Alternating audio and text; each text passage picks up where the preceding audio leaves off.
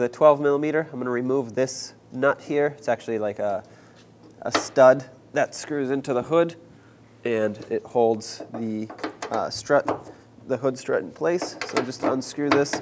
Unfortunately, if yours is very rusty, you might have some trouble because all you can get in here is an open-ended wrench.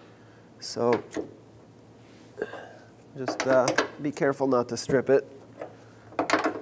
If you do, you can pop these off of here, but it's a little bit difficult. But if this has to stay in, then like I said, you can just pop it off.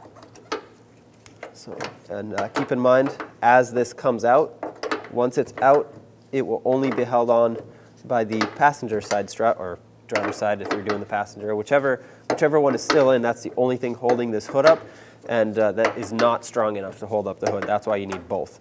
So at this point, mine's out, the hood wants to fall down, so I'm holding it with my other hand. So, whoops, there we go, that falls down. Let's get a 12 millimeter and take that bolt off. 12 millimeter, remove that bolt. This new bracket for the bottom goes on the side that is thinner, so where the piston comes out, that's the bottom. Just press it on like that, and if you wish to do so right now, you can also attach the top.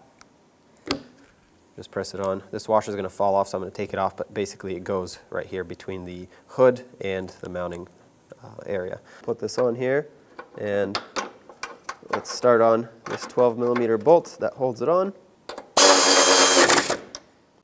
Let's put the little piston back on the top here, start it on the threads.